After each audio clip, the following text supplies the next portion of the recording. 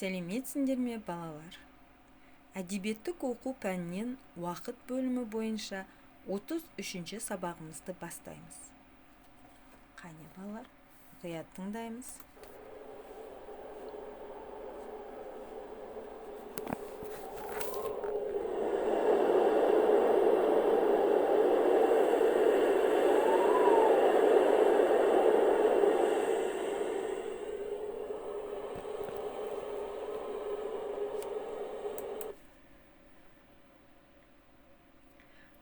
Сонымен, қандай дыбыс естідіңіздер?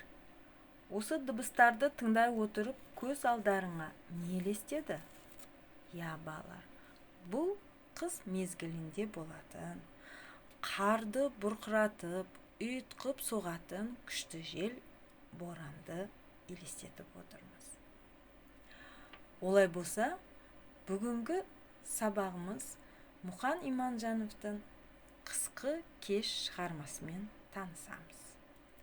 Сабақтың мақсаты мәтінді бөліктерге бөліп оқып ат қоясың. Өз ойымыз бен сезімімізді білдіруге көркем бейнелі сөздерді қолданады. Бағалау критерийі: мәтінді бөліктерге бөледі, әр бөлікке ат қояды. Мәтіннің басты сипатын анықтай отырып, көркем бейнелі сөздерді қолданады. Сонымен, балалар, өткен сабақта орыстың ұлы ақыны Александр Сергеевич Пушкин қысқы кешті өлең жолдарымен бейнелеген. Ал бүгін Мұқан Иманжановтың өз шығармасын қалай жазған екенін білетін боламыз. Ал ол туралы не білеміз? Мұқан Иманжанов 1916-1958 жыл аралығында өмір сүрген. Қарағанды облысы Жезді ауданында туған. Шығармашылық жолын қысқа әңгімелер жазудан бастаған. Балаларға арналған алғашқы Айдар повесі мен Шаңғышылар деген әңгімелер жинағы бар. Ал енді оқулықта берілген мәтінді мұқият тыңдап алайық. Қысқы кеш. Ішін тарта сұрлана боран соғып тұр.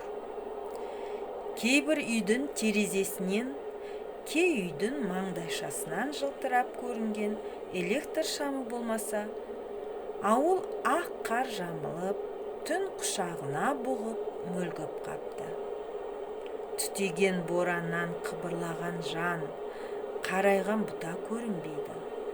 Жалғызақ ысқырынған жел үркіп, жаяу борасын, үйден үй, төмпешіктен төмпешік қуып, жыландай сумаң қағып, дамылсыз аралап жүр.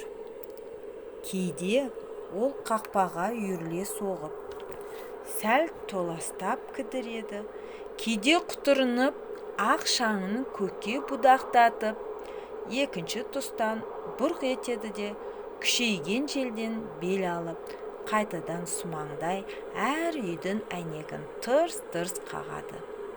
Осындай көңілсіз деген түннің өзінде сырттай мүлгіген ауыл іште қазанша қайнайды.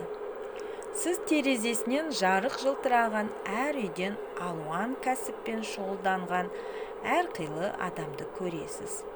Солардың бәріне батыс жақ шеттегі электр станциясы қуат жеткізіп, денедегі барлық мүшелерге бірде мүлтіксіз қан құйған күшті жүректей моторы тынымсыз соғады. Балалар, мәтін не туралы екен? Қалай ойлайсыздар? Мәтін неше бөлікке бөлінген? Я, дұрыс айтасыздар. Мәтін 2 бөлікке тұрады. Әр бөлікке ат қойып көрейік.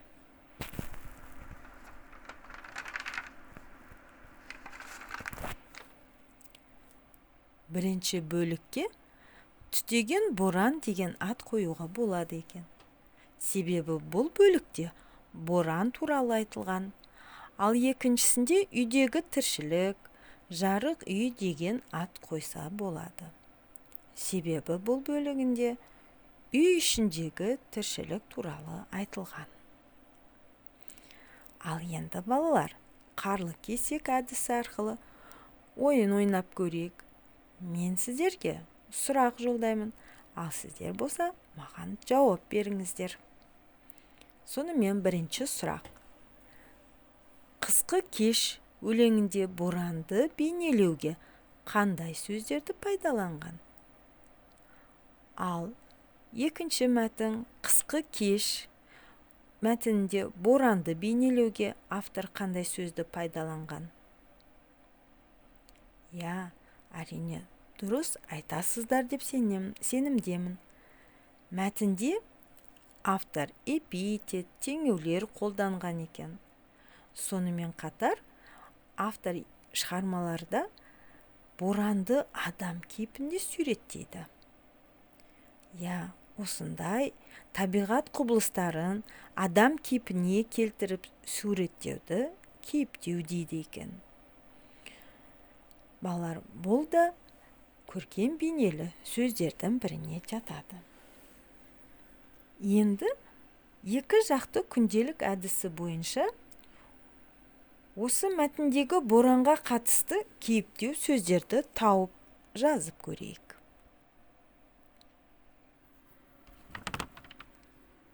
Ал енді жазғаныңды тексерейік. Сонымен кейіпкер боран. Ал енді осы боранға қатысты кейіптеу сөздер. Төмпешіктен төмпешік қуып, аралап жүр, үйірле соғып, толастап кідіреді, құтырынып, сумаңдай, тырс-тырс қағады деген кейіптеу сөздерді қолданған екен автор. Сіздер де дұрыс тапты деп ойлаймын. Сонымен балалар, бүгінгі сабағымызды қорытындылай келе, сызбада берілген шығармалардың ұқсастығы мен айырмашылығын ажыратып көрейік. Ал кәнеке, үлгіге қара, дұрыс орындадың деп сенемін.